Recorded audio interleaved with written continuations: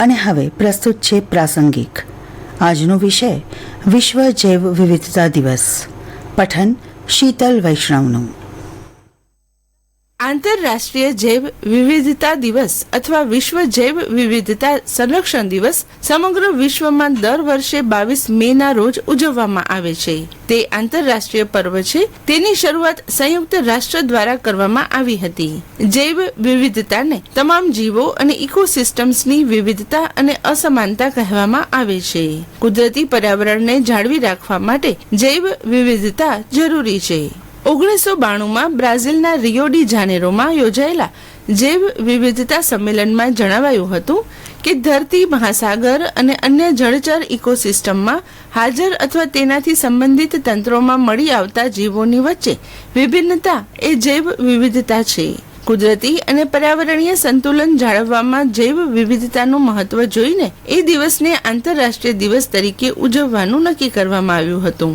આ નિર્ણય 29 ડિસેમ્બર 1992ના રોજ નૈરોબીમાં આયોજિત જૈવ વિવિધતા સંમેલનમાં લેવામાં આવ્યો હતો, પરંતુ ઘણા દેશો દ્વારા વ્યક્ત કરવામાં આવેલી વ્યવહારિક મુશ્કેલીઓને કારણે આ દિવસ 29 ડિસેમ્બરના બદલે 22 મેના રોજ ઉજવવાનું નક્કી કરવામાં આવ્યું હતું. આપણું જીવન પ્રકૃતિનું અનુપમ ઉપહાર છે. વૃક્ષો, માટી, પાણી, હવા, અનેક પ્રકારના જીવજંતુ, નદી, સમુદ્ર આ બધી પ્રકૃતિની ભેટનું આપણે સંરક્ષણ કરવું જોઈએ, કારણ કે તે જ આપણા અસ્તિત્વ અને વિકાસ માટે કામ આવે છે, જેનો હેતુ ખાસ કરીને જંગલો, સંસ્કૃતિ, જીવનની કળા અને હસ્તકલા, સંગીત, વસ્ત્રો, ખોરાક, ઔષધીય વનસ્પતિઓનું મહત્વ વગેરે દર્શાવીને જૈવ વિવિધતાના મહત્વ અને તેની ગેરહાજરીના જોખમો વિશે જાગૃતિ લાવવાનો છે. જૈવ વિવિધતા અનેક પ્રકારની કુદરતી આફતો સામે રક્ષણ આપવામાં પણ મદદ કરે છે.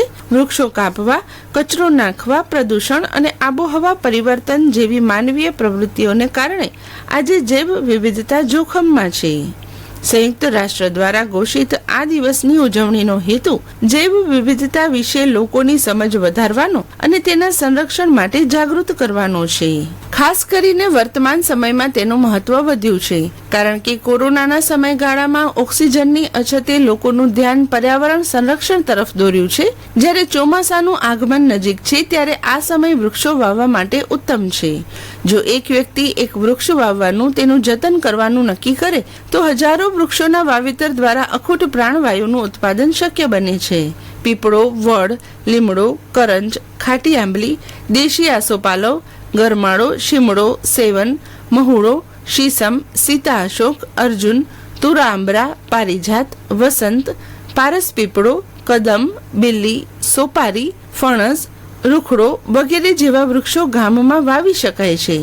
ચકલી જેવા પક્ષીઓ માટે વૃક્ષ ઉંબરો, સેતુર, બદામ, મીઠી આંબલી, ફાલસા, રાયણ, ખીજડો, દેશી બાવળ, લીચી, અંજીર, ઉંબરી, ગુંદો, જામફળ, જાંબુ, ચીકુ, દાડમ, પીપળી, દેશી આંબો વગેરેના વાવેતરથી કુદરતના ફળ સમા પક્ષીઓનું પણ જતન કરી શકાય છે.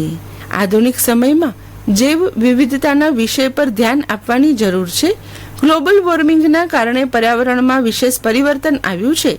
આ માટે પર્યાવરણ સંરક્ષણ પર ભાર મુકાયો છે. વર્તમાન સમયમાં છોડ અને પ્રાણીઓની ઘણી જાતો લુપ્ત થઈ ગયેલી જોવા મળે છે. પર્યાવરણીય સંતુલન માટે પ્રાણીઓનું સંરક્ષણ પણ જરૂરી છે. કુદરતી સંસાધનોનું વિચારવિહીન શોષણ, જેમ કે ગોચરની જમીન પર કબજો કરવો, બળતણ માટે જંગલો કાપવા, પાણીના સ્ત્રોતોનો બગાડ કે તેનો જરૂરિયાત કરતાં વધુ ઉપયોગ કરવો અને જંતુનાશકોનો ઉપયોગ જૈવિક વિવિધતાના નુકસાનમાં ફાળો આપે છે. જૈવિક વિવિધતા દિવસના આપણે આ જૈવિક કુદરતી સંપત્તિની જાળવણી માટે જાગૃત બનીએ. આકાશવાણીના ભુજ કેન્દ્ર પરથી પ્રાસંગિકમાં હમણાં જ આપે વિશ્વ જૈવ વિવિધતા દિવસ એ વિશે વાત સાંભળી. પઠન શીતલ વૈષ્ણવનું.